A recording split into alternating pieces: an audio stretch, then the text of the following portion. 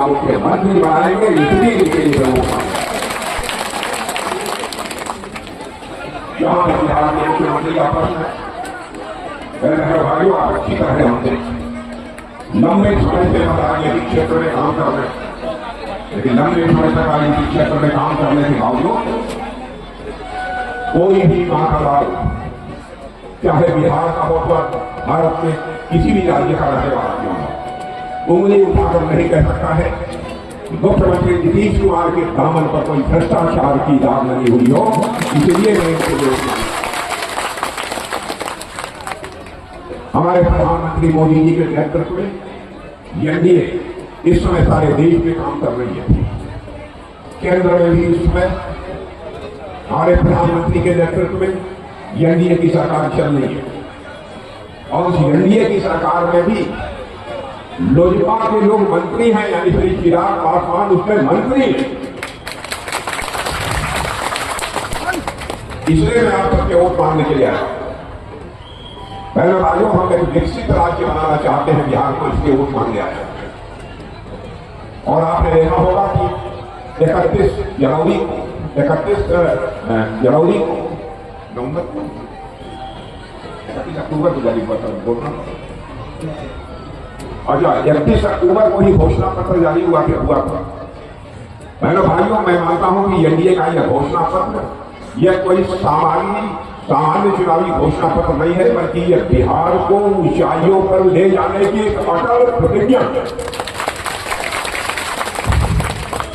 हमारे एनडीए के अब तक के राजनीतिक इतिहास के पन्नों को पढ़कर देखिए, एनडीए ने जब जो कहा है उसको अक्षरशः उसने पूरा किया है, चाहे उसके लिए उसे कितनी भी कीमत की औरत चुकानी पड़ी, चाहे उसके लिए कितनी भी बड़ी कीमत की औरत चुकानी पड़ी। क्योंकि मैं मानता हूं कि राजनीतिक क्षेत्र में काम करने वाले किसी भी व्यक्ति के कथनी और करनी में कोई अंतर नहीं होना चाहिए। लेकिन आजाद भारत में लंबे समय तक नेताओं की कथनी और करनी में अंतर होने के कारण ही भारत की राजनीति और भारत के नेताओं पर से जनता का विश्वास धीरे धीरे समाप्त होता चला गया। लेकिन आपने देखा होगा पिछले कुछ वर्षों में एनडीए ने बराबर कथनी और करनी के अंतर को मिटाने की अपनी तरफ से भरपूर कोशिश की है। हम जो कहेंगे हम उसे पूरा करेंगे, चाहे यहां का एनडीए का घोषणा पत्र हो, चाहे केंद्र का एनडीए का घोषणा पत्र हो। आप उठाकर देख लीजिए, एक एक चीज जो हम लोगों ने अपने चुनावी घोषणा पत्र में कहा है उसको हम लोगों ने अक्षरशः पूरा किया है। मैं आपको याद दिलाना चाहता हूं, 2014 का चुनाव चल रहा है। उस समय में भारतीय जनता पार्टी का राष्ट्रीय अध्यक्ष है। उस समय भी जो चुनावी घोषणा पत्र बन रहा था, हमारे प्रधानमंत्री बार बार ये कहते थे कि राजनाथ जी घोषणा पत्र को देख लीजिएगा, उसमें कहीं कोई ऐसी चीज नहीं होनी चाहिए जिसे कि पूरा न किया जाए। उसके बाद 2019 में भी चुनावी घोषणा पत्र बनने लगा, उस समय भी उन्होंने यही बात मुझसे कही, और 2024 में भी यह घोषणा पत्र बनने लगा, तब भी उन्होंने यही बात मुझसे कही। मैं आपसे कहना चाहता हूं कि पढ़े लिखे लोगों का क्षेत्र है, आप हमारे 14 के 19 घोषणा पत्र को उठाकर देख लीजिए। बहनों भाइयों, जो जो हम लोगों ने कहा है अक्षरशः उसका पालन किया। नेताओं की कहने और करने में अंतर नहीं होना चाहिए, यह हमारी एनडीए की बिल्कुल साफ सोच है, इसीलिए हम लोगों ने किया है। और जो घोषणा पत्र में हम लोगों ने जारी किया है, मैं ये कहना चाहता हूं, यह कोई सामान्य चुनावी घोषणा पत्र नहीं है, बल्कि यह बिहार प्रदेश को ऊंचाइयों पर ले जाने की एक अटल प्रतिज्ञा है।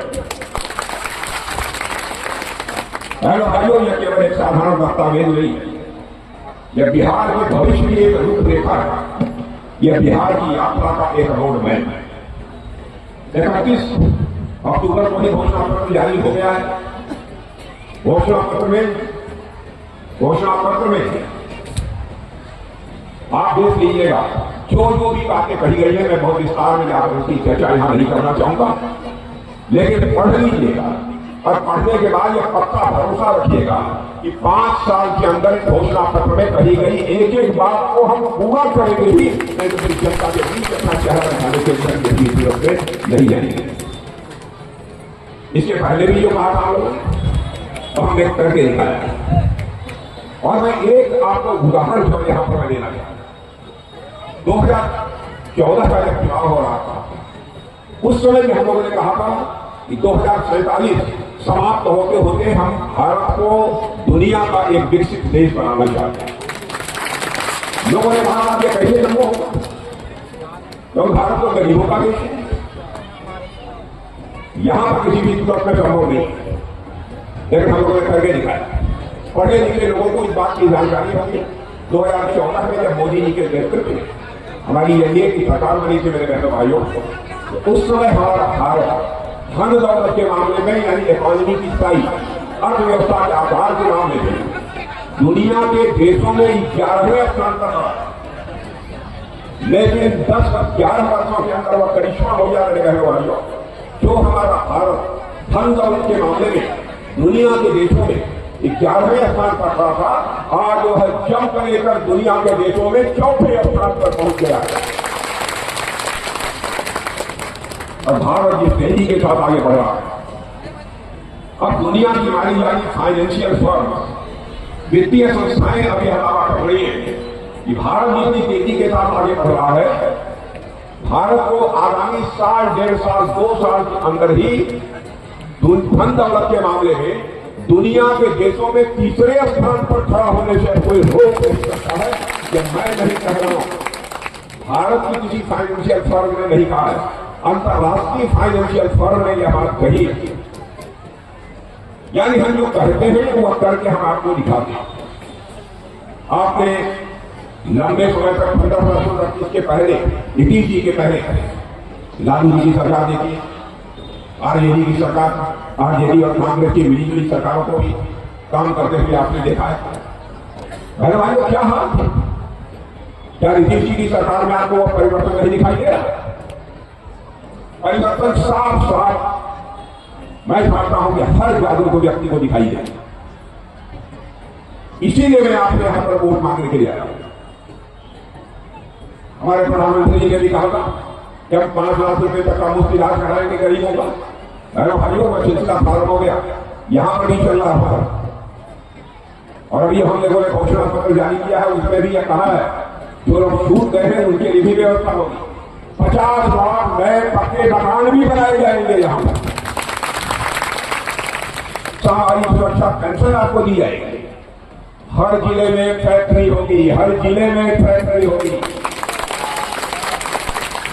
मध्यम, लघु और कुटीर ऐसे सारे 100 उद्योग एमएसएमई पार्क यहां पर बनाए जाएंगे ताकि हमारे नौजवानों के हाथों को रोजगार का अवसर मिल सके। यानी 50,000 ऐसे कुटीर उद्योग होंगे ताकि हमारे बिहार राज्य के नौजवानों के हाथों को रोजगार का अवसर मिल जाए। भारत का रक्षा मंत्री होने के नाते मैं आपको बता रहा हूं, हमारे चुनावी घोषणा पत्र में इसकी घोषणा भी हुई। भाइयों, बिहार में भी जैसे उत्तर प्रदेश में और तमिलनाडु में डिफेंस कॉरिडोर बना हुआ है, वैसे बिहार में भी एक डिफेंस का कॉरिडोर बनाया जाए। अब डिफेंस का कॉरिडोर में क्या काम होगा? आप रेसो जानते हैं, जैसे जैसे हथियारों का प्रयोग हुआ था बहनों भाइयों, वैसे वैसे हथियार, वैसे वैसे औजार अब बिहार की धरती पर भी बनेंगे। इसके लिए हम लोग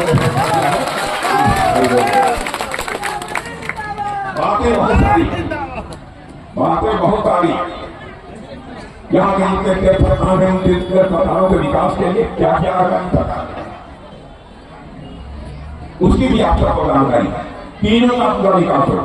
मैथिली भाषा जो आप बोलते हैं, मैथिली भाषा सबसे पहले भारत में संवैधानिक दर्जा भी किसी ने दिया है तो हमारी सरकार ने दिया है। भारत का संविधान और मिथिला भाषा में भी आपको पढ़ने को मिलेगा। यानी देश का मतलब लगातार ऊंचा हो रहा है। बिहार के बारे में भी अब सारे भारत में लोगों की धारणा बदल गई। मैं दुनिया के दूसरे देशों में जाता पहले भी मैं जाता, बिहार के बारे में क्या था लोग कहते कि बिहार में कोई कानून और व्यवस्था नाम की कोई चीज नहीं। अब धीरे धीरे नीतीश जी के आने के बाद यहाँ के कानून और व्यवस्था के बारे में भी लोगों की धारणा बहनों भाइयों पूरी तरह से बदल गई और हालात बेहतर हो जाए होते जा रहे हैं। आप देखिए जहां नामकारी सरकार है वहां पर कानून और व्यवस्था के हालात की प्रयास की किसी मां के लाल की हिम्मत नहीं होगी बहनों भाई। सीने का मतलब कोई तक गुंडागर्दी करके सब कुछ अपने घरों में चला जाए ऐसा कोई बचेगा नहीं। इसलिए मैं आप सबसे निवेदन कर रहा हूं कि आपका पूरा भरपूर समर्थन हम लोगों को प्राप्त होना चाहिए। हर वर्ग का सशक्तिकरण, हर वर्ग का सशक्तिकरण होना चाहिए। पर्यटन की दृष्टि से भी विकास होना चाहिए। किसान सम्मान निधि के बारे में हमारे प्रधानमंत्री जी ने 6,000 रुपया हर किसान परिवार को देना प्रावधान नहीं 2014-2017 से 6,000 रुपया आता है नहीं आपके खाते में हाथ डाल बताइए। आज में सुन लीजिए सरकार बढ़ा दीजिए 6,000 नहीं है आपके खाते में 9,000 पहुंचेगा मेरे बहनों भाई। मछली पालने वाले मछली के खाते में विचरा वाले मछली खूब पाते हैं। मछली पालकों की सहायता को 4500 रुपया 4,500 से बढ़ाकर और 9,000 रुपया कर दी जाएगी। और यह भी वचन लेकर जाता हूं 1 करोड़ माताओं बहनों को हम लखपति दीदी बना देंगे। वह लखपति दीदी कही आएंगी 1 करोड़ ऐसी माताओं बहनों। और पढ़ाई लिखाई के मामले में गरीब अस्पताल करें, गरीब परिवारों के लिए केजी से लेकर पीजी तक यानी प्राइमरी से लेकर पोस्ट ग्रेजुएट तक मुफ्त शिक्षा दी जाएगी, बिना पैसे की शिक्षा दी जाएगी। कई ऐसे जो रेल रोड इन सब सारी चीजों का विकास होगा। यह सब सारी बातें हमारे घोषणा पत्र में कही गई। भाई को जमाना लग गया, जब तक रहेगा समोसे में आलू तब तक रहेगा बिहार में लालू। अरे आलू तो आज भी है लेकिन लालू गए। इसी मुख्यमंत्री ये इसलिए मैं आप सबसे निवेदन कर रहा हूं कि आप सबका समर्थन हमारी एनडीए के प्रत्याशियों को प्राप्त होना चाहिए। आप भाषण देगा जाता है समोसा तो वो चार छोड़ देता है और छोड़ दिया देश को कि एनडीए की सरकार किसी भी सूरत में आपका मस्तक झुकने नहीं देगी मेरे बहन भाइयों, किसी भी सूरत में झुकने। आपने देख लिया होगा ऐसे ही अप्रैल मई के महीने में पाकिस्तान के कुछ आतंकवादी घुसाए भारत के चोरी छूटे और घुसकर हमारे भारत के लोग जो कुछ वहां घूमने टहलने के लिए गए थे ऐसे 26 लोगों की धर्म पूछ कर उन्होंने हत्या कर धर्म पूछ कर मारा डाला। ये धर्म के मानने वाले भाइयों उसके बाद मैंने एक बैठक की। मैंने सेनाध्यक्ष, वायु सेना अध्यक्ष, नौ सेना अध्यक्ष, राष्ट्रीय सुरक्षा सलाहकार सबसे पूछा आप लोग ऑपरेशन के लिए तैयार? लोगों ने कहा तैयार है। तो मैंने कहा चलिए प्रधानमंत्री जी क्या प्रधानमंत्री जी ने बैठक बुलाई। प्रधानमंत्री जी के साथ बैठे, सारे हालात की जानकारी प्रधानमंत्री जी को वैसे थी फिर भी दी गई।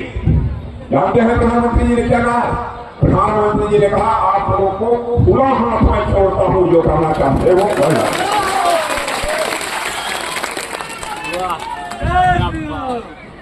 और उसके बाद क्या होगा मुझे बताने की कोई जरूरत नहीं।